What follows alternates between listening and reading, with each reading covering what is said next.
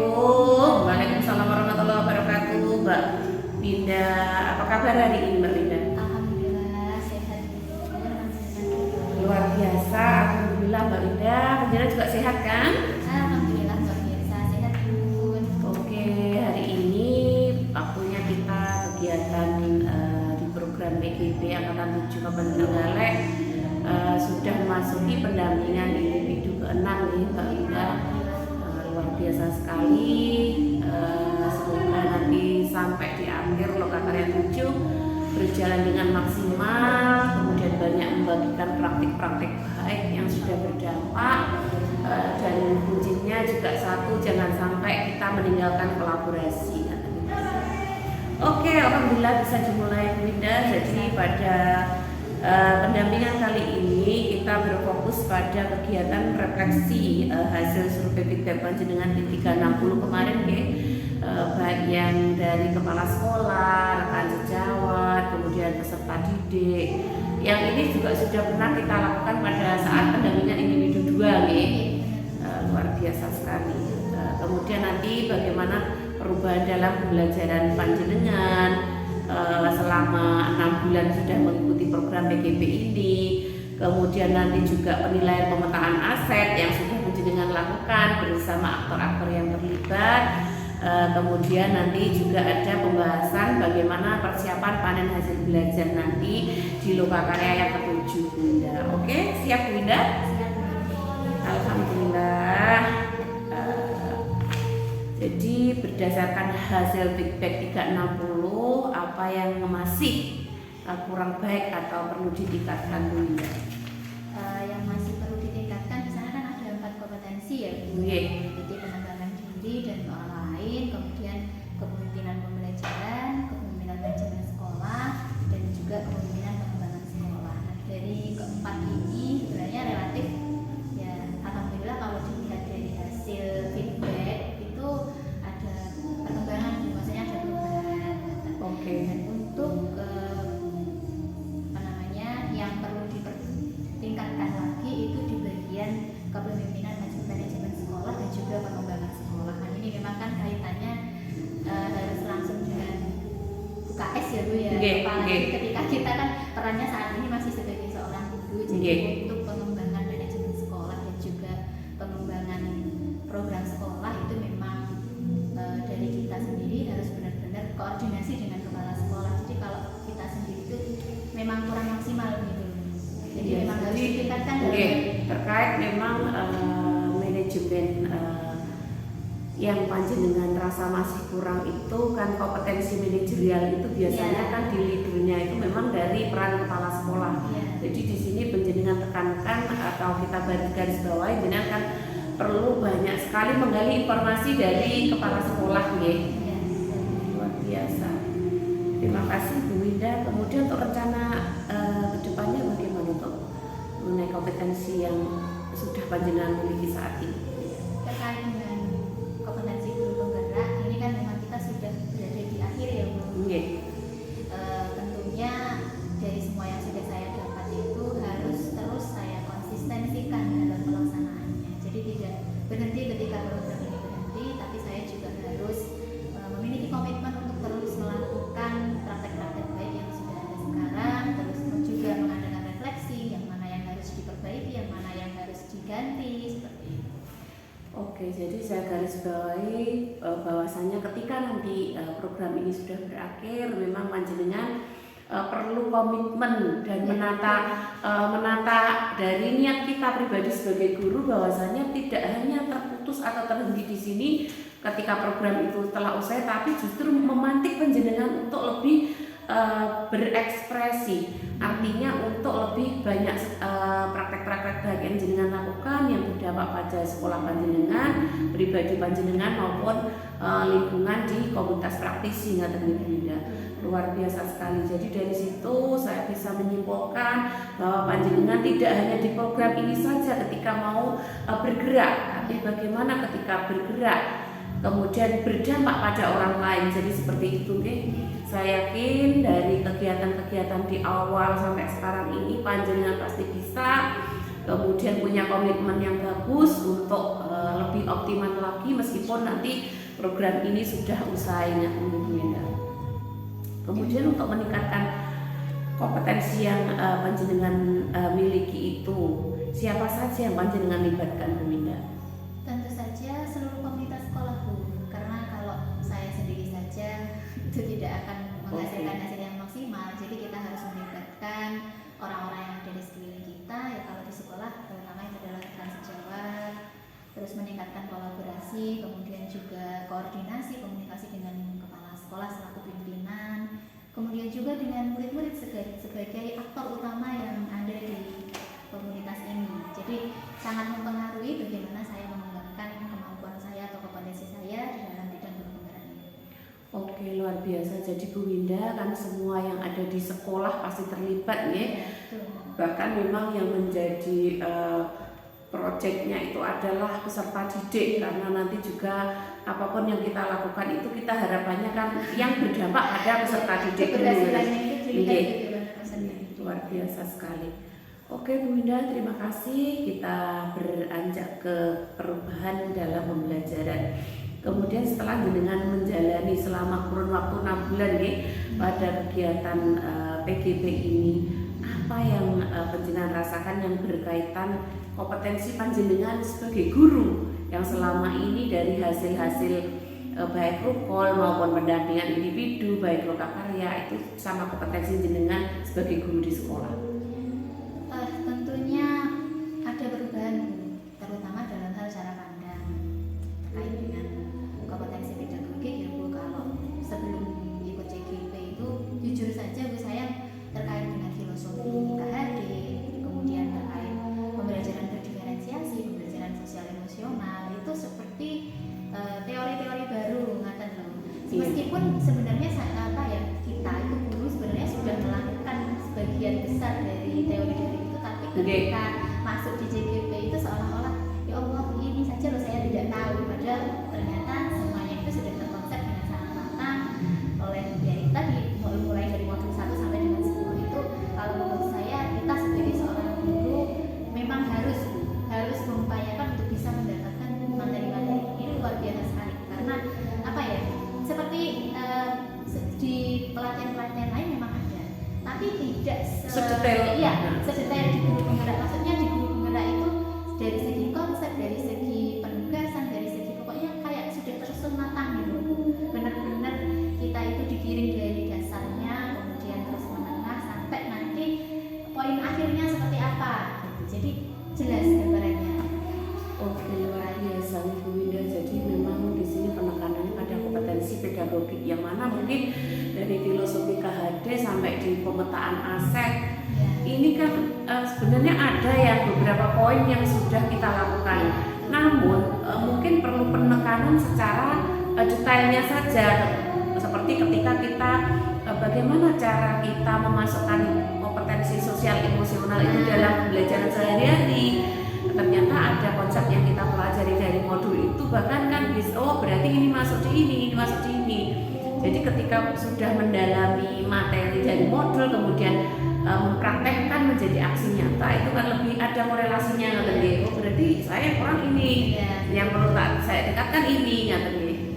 Dari segi pembelajaran juga saya belajar banyak di sini terkait misalkan pembelajaran daring itu saya mendapatkan referensi, maksudnya gambaran-gambaran bagaimana pelaksanaan dari pembelajaran daring. Maksudnya misalkan kita kan bisa belajar dari hasil ya Bu, bagaimana kita memulai pembelajaran, kemudian bagaimana praktek-praktek yang ada di materinya itu diterapkan dalam pembelajaran daring tersebut.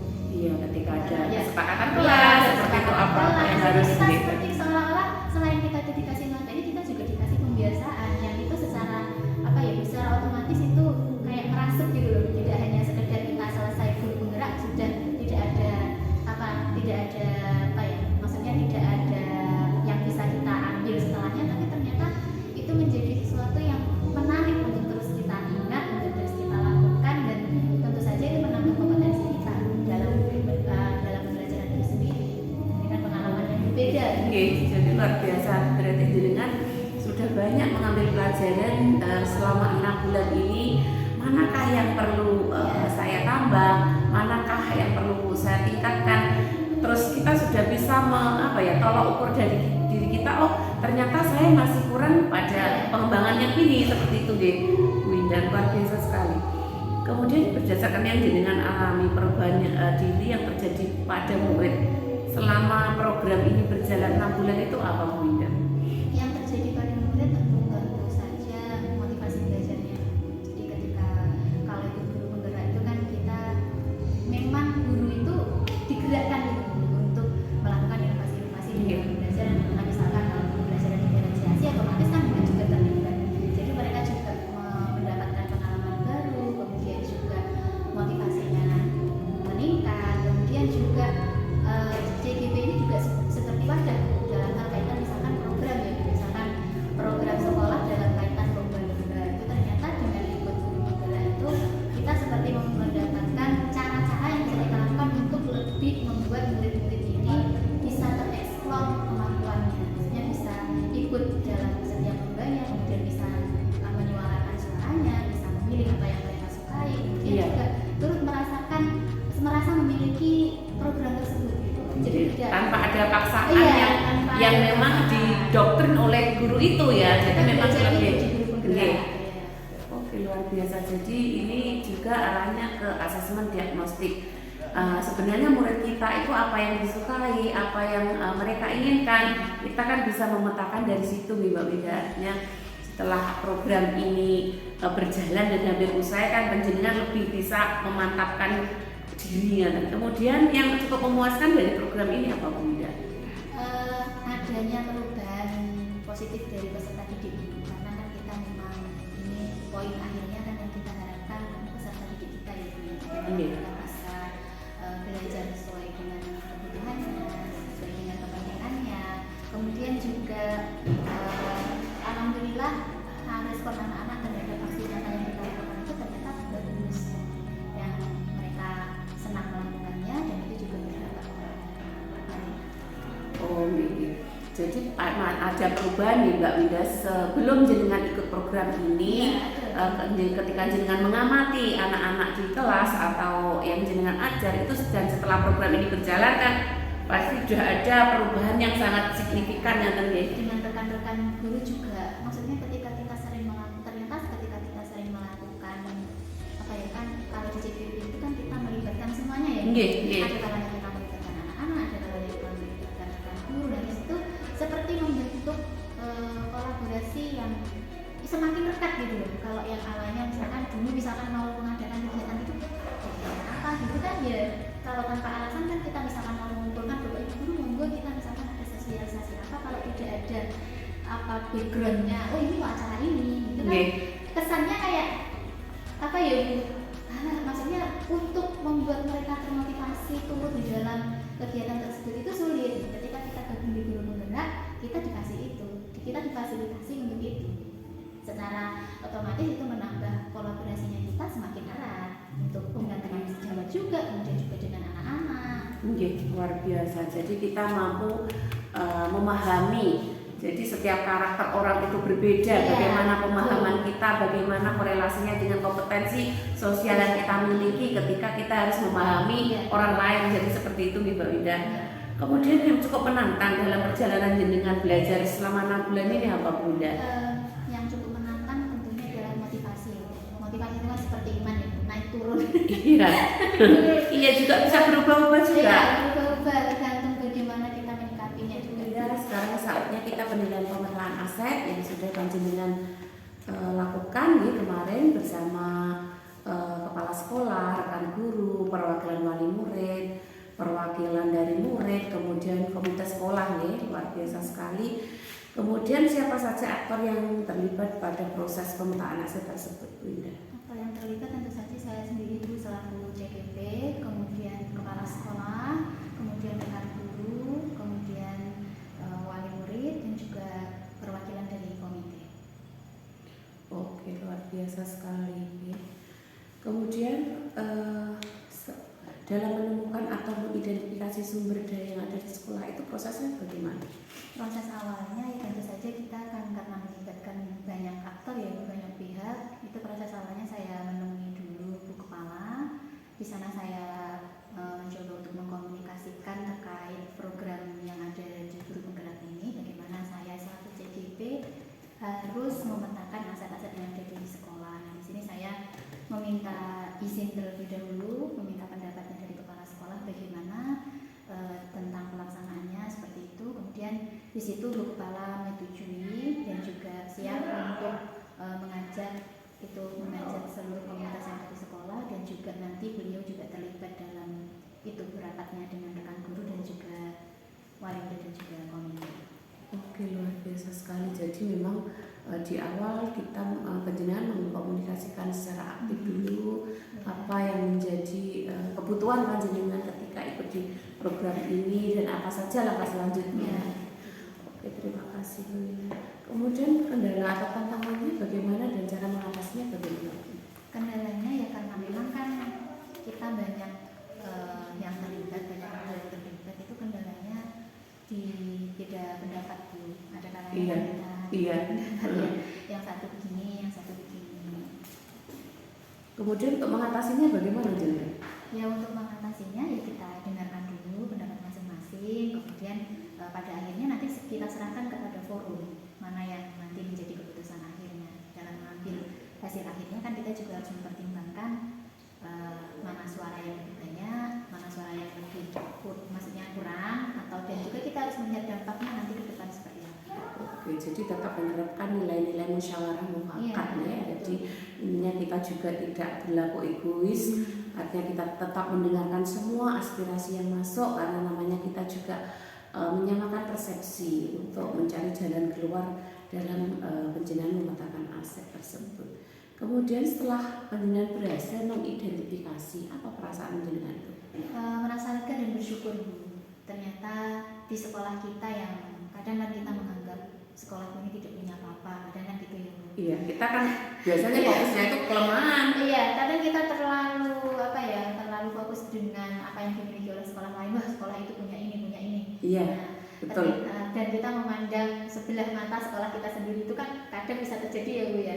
Ya memang fenomenanya seperti itu sekarang ini. Iya, dan itu kadang kan apa yang tidak kita punya itu kan melemahkan motivasi kita untuk melakukan gebrakan-gebrakan gitu ya Bu. Iya. Nah, dengan adanya pemetaan aset, dengan kita mengajak banyak pihak, itu ternyata banyak jalan yang bisa kita temukan untuk terus termotivasi, untuk terus bergerak menciptakan program-program yang itu berdampak positif kepada murid.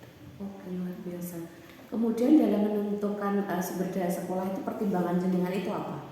Pertimbangannya ya awal diskusi kita sosialisasikan dulu terkait kita ini fokusnya kemana, ke aset atau ke masalah. Jadi kita kasih gambaran dulu, kalau kita hanya fokus kepada misalkan masalah ya kita tidak akan berkembang. Kita hanya akan stuck di posisi itu saja. Tapi kalau kita mau berpikir tentang hal-hal positif yang kita miliki itu, nah jadi kita lebih ke base aset. Iya, jadi ketika kita melihat kelebihan sekolah lain itu kayak kita itu sepertinya kurang saja, lemah saja. Jadi tapi ternyata ketika jenengan belajar di program PGP ini, ternyata dari kelemahan itu bisa loh kita manfaatkan, kita maksimalkan potensinya yang justru nanti ada perkembangan yang di luar dugaan kita. Misalkan ada sedikit lahan kosong ya, seperti itu ya, misalkan dimanfaatkan. Biasa sekali Bunda. Kemudian adakah hal yang lain yang panjenengan jadikan sumber daya sekolah yang belum panjenengan temukan selama proses ini berlangsung? Tentu saja ada ya Bu, karena itu untuk menemukan hal yang belum ada itu tentunya kita perlu untuk bertemu lagi dengan para pihak-pihak ini tadi, kita perlu komunikasikan lagi. Ya seperti kita tahu kan kehidupan itu terus berubah Bu. Yang hari ini kita anggap positif, boleh jadi besoknya sudah berubah. Jadi kita harus terus menggali potensi-potensi aset-aset yang ada di sekolah kita. Jadi tidak berhenti di sini aja Bu.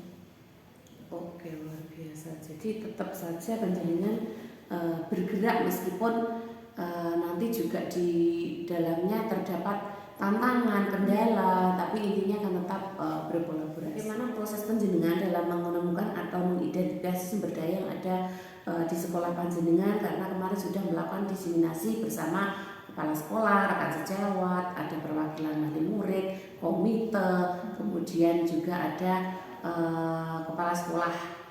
Kan tentunya punya pendapat yang berbeda-beda seperti yang sudah panjenengan uraikan tadi. Dari salah satu teman panjenengan itu apa pendapat mereka? Ya, dari beberapa teman itu kan memang ada sedikit cara pandang itu. Misalkan kalau ini kita boleh sebut nama itu kalau kita lihat Bu Fuji ya, Bu Fuji itu orangnya kan memang tipe yang berpandangan ke depan. Beliau itu punya mimpi-mimpi terhadap muridnya, dan dia juga proaktif Bu dalam kegiatan guru penggerak ini, salah satu guru yang sangat mendukung saya dalam program ini. Jadi itu tadi, beliau ketika saya menyampaikan tentang kita ini, ketika memetakan aset, kan saya kasih gambaran dulu base aset atau kita base masalah. Nah, itu beliau sangat mendukung dengan base aset ini. Dari situ beliau mengungkapkan banyak ide-ide apa yang bisa menjadi aset di 7 aset itu. Tapi ada juga yang teman misalkan dia itu masih stuck gitu loh, masih berpikir diam di tempat, artinya takut misalkan kita mau misalkan ada ide ya, salah satu rekan guru mengidekan bagaimana kalau kita melibatkan wali murid gitu. Nah, itu ada yang masih enggak nanti itu misalkan kalau kaitan keuangan itu sulit ya. Nah, itu kayak semacam itu masih terjadi miss ya. Itu memang ada seperti itu, tapi juga ada yang dari situ, tapi kemudian kita bisa mengambil jalan tengah. Oke, luar biasa sekali. Jadi di sini ada yang sudah punya ide bagaimana memaksimalkan peran wali murid. Itu malah luar biasa sekali, karena apa? Ketika kita berjalan sendiri, meskipun kita kolaborasi bersama rekan sejawat di sekolah, namun ketika kita belajar di sekolah dengan di rumah itu dengan kondisi jangka waktu yang lebih lama di rumah. Jadi ketika nanti anak-anak identik kalau karakternya yang dari rumah itu terbawa dengan baik, di sekolah kan tinggal memoles saja. Jadi kalau kita serahkan semuanya ke sekolah juga sulit, kan loh. Artinya seperti itu, Mbak Winda. Kemudian apa yang menjadi kendala atau tantangan ketika mengidentifikasi sumber daya sekolah itu bersama teman-teman atau rekan sejawat panjenengan tadi, Mbak? Ya, itu tadi Bu, beda pendapat sebenarnya. Jadi fokus utamanya itu gimana kita tetap bisa menciptakan ruang yang kolaboratif meskipun dengan adanya beda pendapat itu. Maksudnya hasil akhir dari forum itu bisa tetap saling merangkul. Kadang kan kita ada ya forum yang misalkan ada beda pendapat terus selesai kemudian marah-marah, kemudian akhirnya tidak memecahkan masalah, ada masalah baru. Tapi dengan adanya ini forum ini alhamdulillah meskipun ada beda pendapat tapi tetap solid.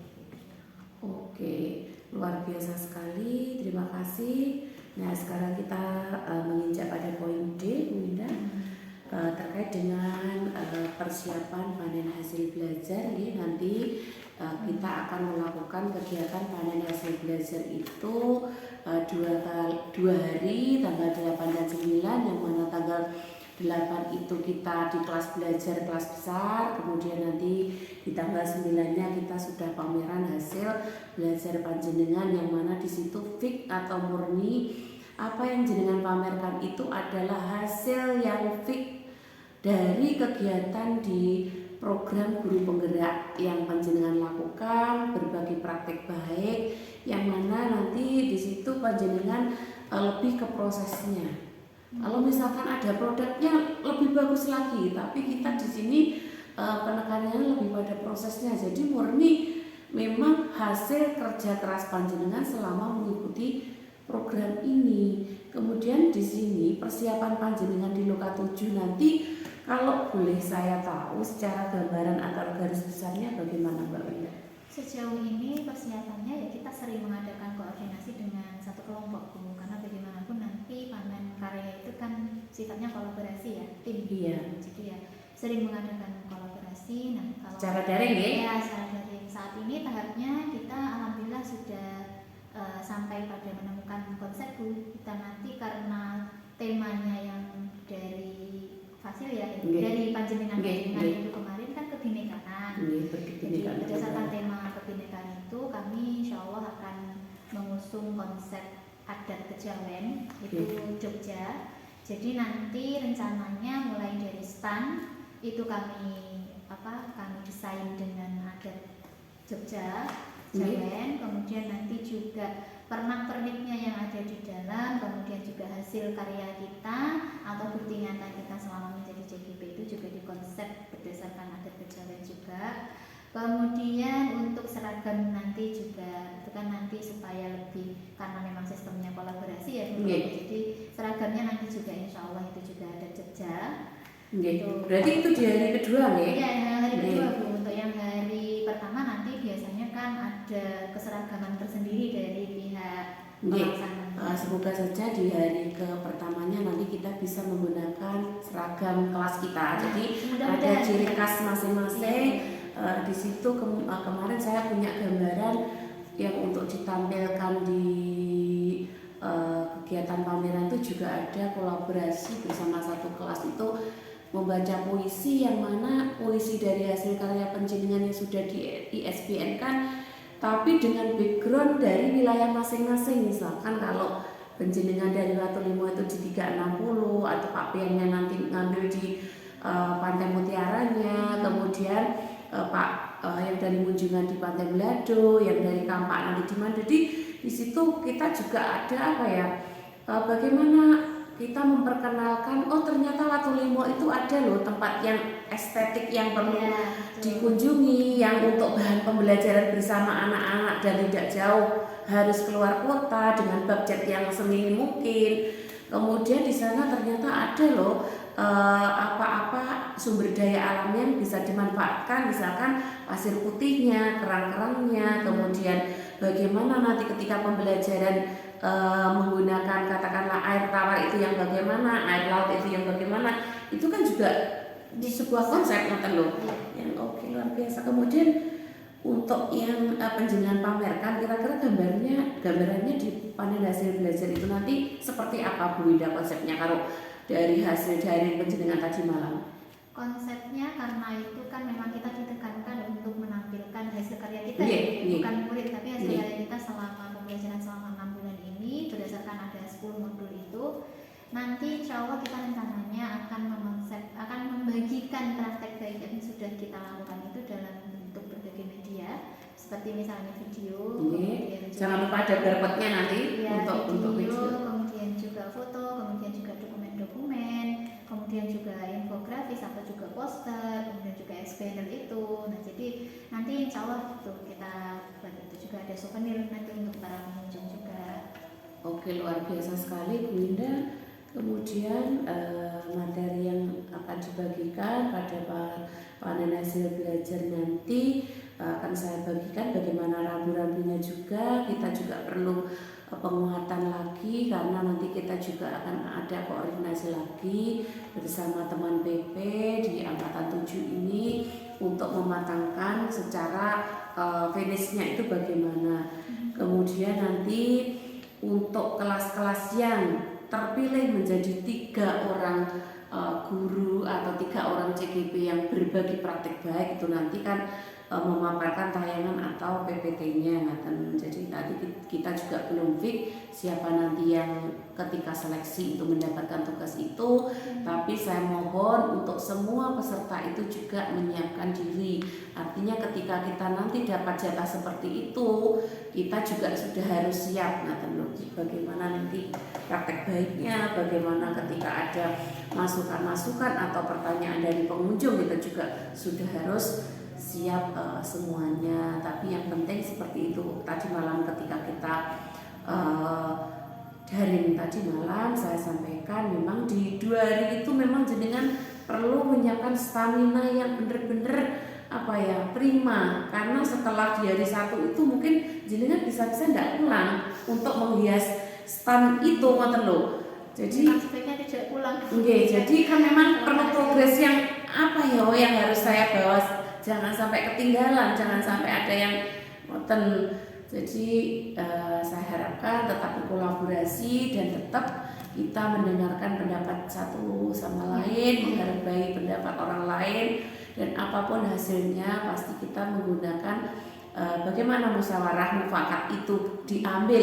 Jadi pasti dengan suara yang terbanyak, jangan sampai ada terjadi crash, jangan sampai adanya sedikit perbedaan itu membuat kita bagaimana, tapi sesuatu yang kita lakukan dari hati pasti kembalinya juga nanti ke hati kita sendiri. Jadi itu seperti itu.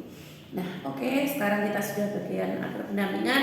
Saya sangat mengapresiasi penjenengan sebagai CGP, saya luar biasa sekali, aktif, kolaboratif. Penjenengan juga masih bisa ikut di program-program lain ketika mengikuti program PGP ini dengan tidak meninggalkan kelas. Penjenengan juga sangat disiplin, kemudian bisa membantu teman yang lain sebagai koordinator kelas. Luar biasa sekali, saya sangat berterima kasih kepada panjenengan ya.